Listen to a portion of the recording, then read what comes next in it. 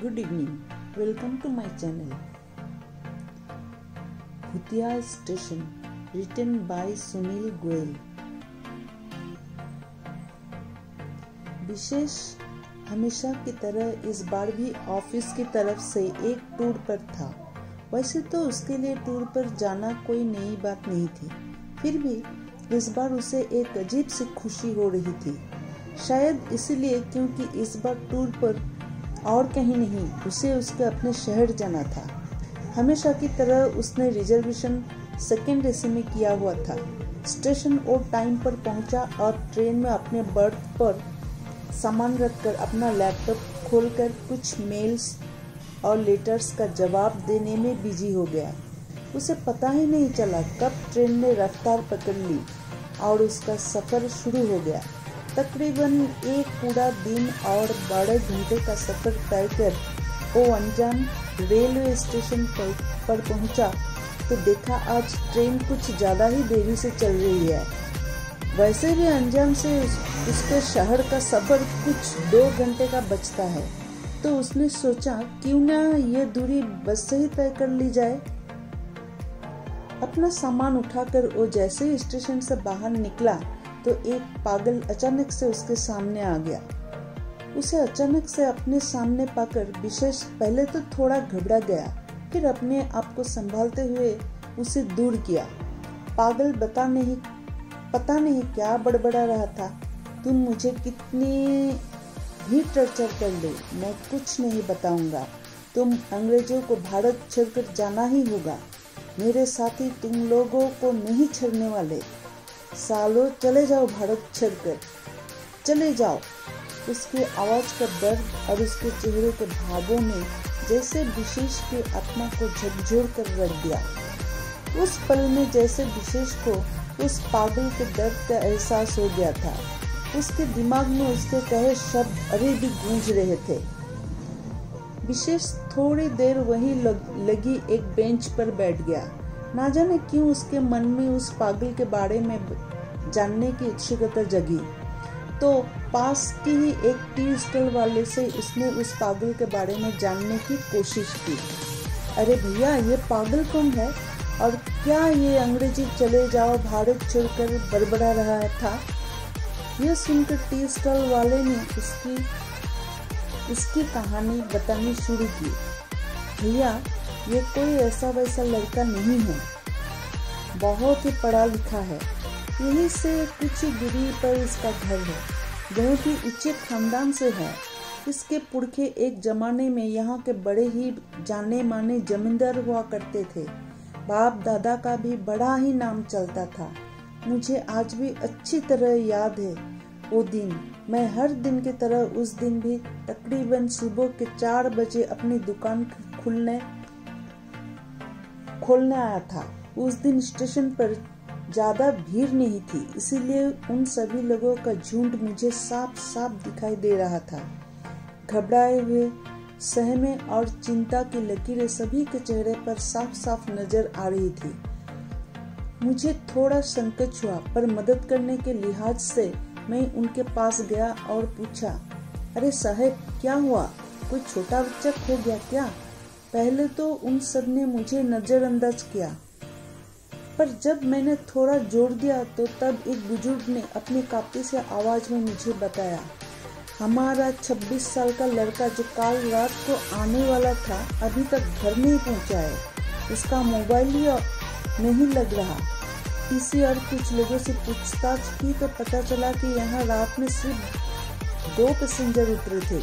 उनमें से एक विश्वास था। उसके बाद से उसे किसी ने नहीं देखा। अजीब सा था सब कुछ। इतना बड़ा लड़का आखिर लापता कैसे हो सकता है? जरूर कुछ बात तो थी जो वो लोग नजरअंदाज कर रहे थे। फिर सभी लोगों ने मिलकर उसे तलाशना शुरू किया और तकरीबन 3-4 घंटों के कड़ी मेहनत के बाद विश्वास रेल यार्ड में ट्रेन के डब्बे में बेहोश हालत में मिला।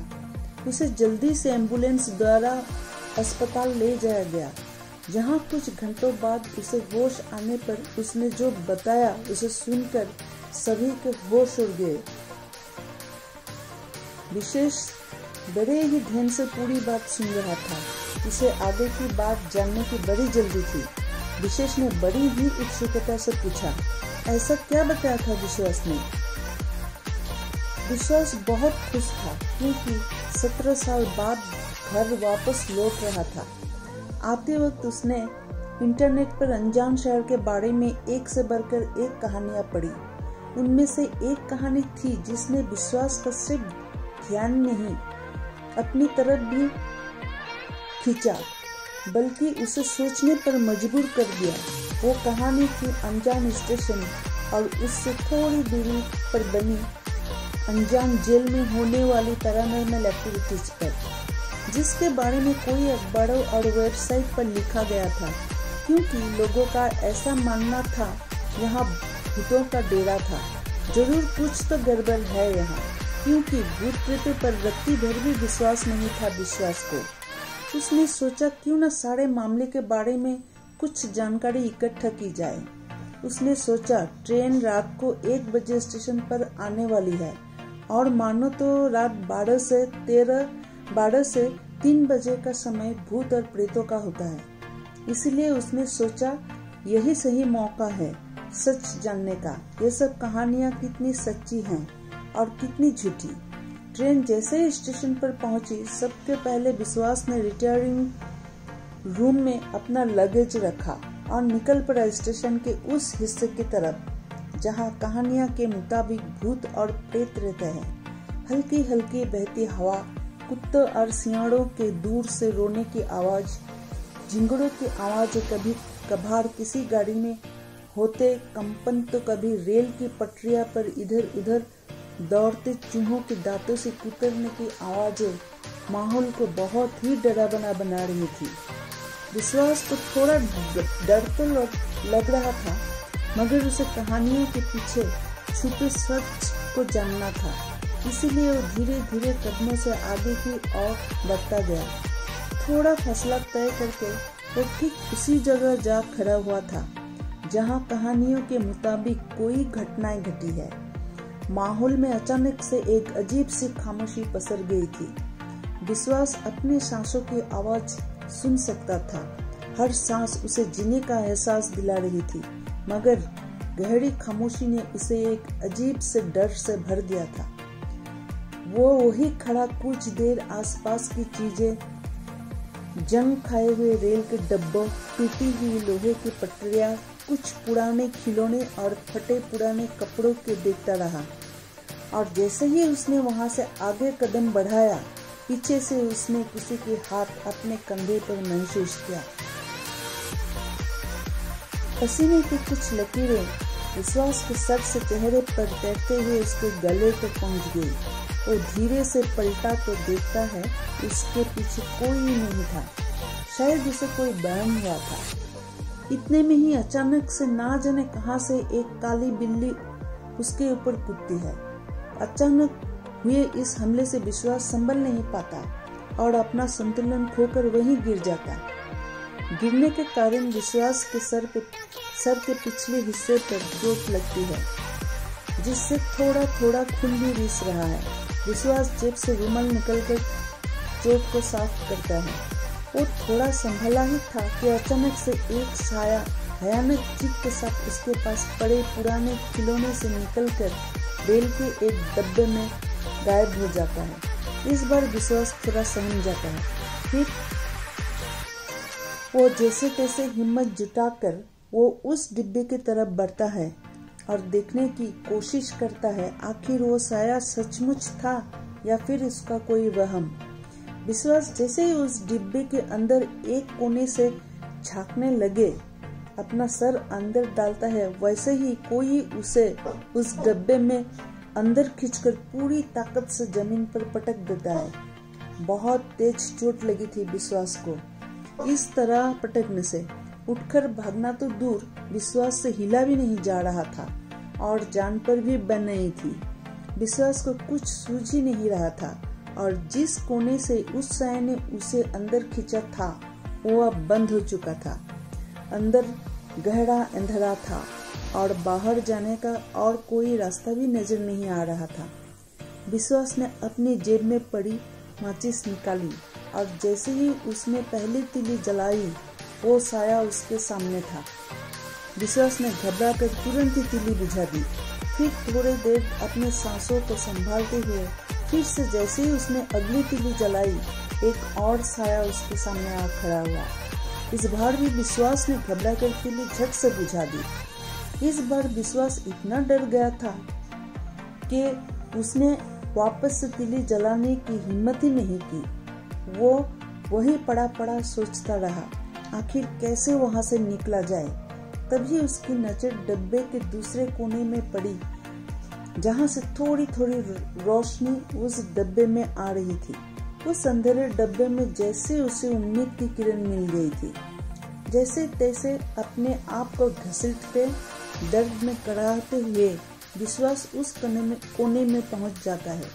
सर पर लगी चोट और बड़ी बेरहमी से पटके जाने से उसका सारा शरीर बुरी तरह दर्द से कांप रहा था, जिसके कारण कुछ ही देर में वो बेहोश हो जाता है। कुछ देर बाद कुछ आवाज़ों से उसकी बेहोशी टूटती है तो जो नजारा वो सामने देखता है वो किसी भयानक यातना से कम नहीं था। कोई लोग बेड़ियों से बंधे हुए हैं, कुछ को बर्फ की सिल्लियों पर लिटाकर कोड़े मारे जा रहे हैं। कुछ लोगों के अंगों को गर्म लोहे की सलाखों से जलाया जा रहा है। कुछ जमीन पर पड़े तड़प रहे हैं। कुछ को उल्टा लटकाकर उनके सर को कपड़े से बांधकर उसमें चूहों को छोड़ दिया गया है। और ये सब कर रहे हैं चंद वर्दी वाले अंग्रेज, और जो जतनाएं सह रहे हैं वो स्वतंत्रता सेनानी। विश्वास को ऐसा लगा जैसे उसे किसी ने वक्त में पीछे धकेल दिया हो। यह सब दिखाने के लिए उसे उन सभी का दर्द अपने सीने में महसूस हो रहा था। दिमाग इस सच्चाई को मानने की तैयारी नहीं था कि वो जो देख रहा है वो सच है। साथ ही ना जाने कैसे कैसे ख्याल उसके दिमाग में हथौड़ी की तरह बाढ़ कर रहे थे। वो ऐसे ही पड़ा पड़ा सब कुछ देख और महसूस कर रहा था कि अचानक एक साया पलटा और उसने उस कोने में जहां विश्वास लेटा हुआ था इस तरह देखा जैसा वो विश्वास को ही देख रहा है। फिर वो साया धीरे धीरे उसकी तरफ बढ़ा और उसे एक हाथ से पकड़कर उन सभी लोगों के बीचों बीच ला खड़ा किया। फिर उनमें से दूसरा साया आगे बढ़ा और विश्वास के दोनों हाथों को बांधकर उसे एक दीवार से उल्टा लटकाकर बेतहाशा कोड़े बरसाने लगता है और तब तक बरसता रहता है जब तक विश्वास बेहोश नहीं हो जाता। बीच बीच में वो दोनों साए विश्वास से पूछते रहते, बता साले तेरे बाकी साथी कहाँ छुपे हैं? तुम साला लोग हमारे जूते के नीचे रहकर हम ही से गिरफ्तारी करता है। सालों आज तुम लोगों के सर से क्रांति का भूत उतर दूंगा। विश्वास को जब कुछ देर बाद होश आता है तो उसी तरह उस दीवार से लटका हुआ है और वो दो साए उसी के पास खड़े हैं।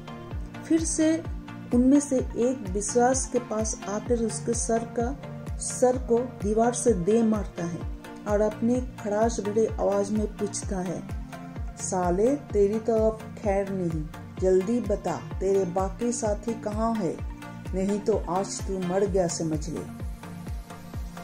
विश्वास अपनी लड़खड़ाती से आवाज में बोलता है, जरूर आपका कोई गलतफहमी हुई है, मैं वो नहीं जो आप समझ रहे हैं।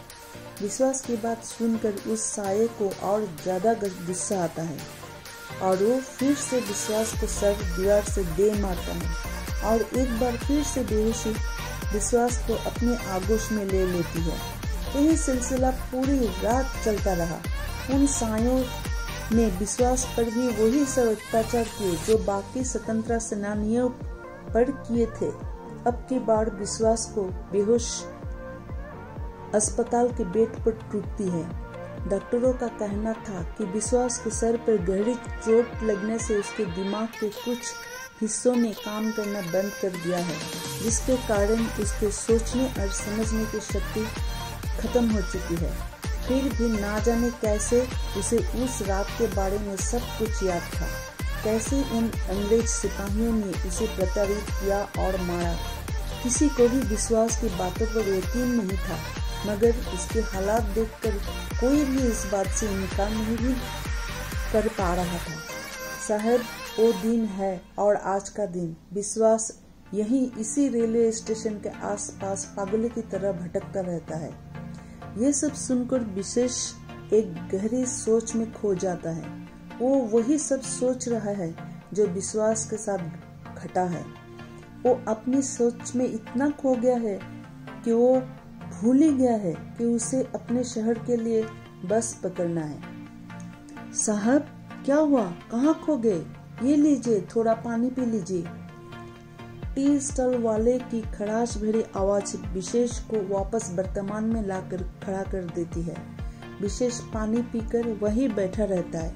ना जाने कैसे वही बैठे बैठे उसकी आंखें लग जाती है और वो जब उसकी आंख खुलती है वो अपने आप को रेल यार्ड के उसी कोने में खड़ा पाता है जिसका जिक्र उस पान वाले ने किया था। Thank you.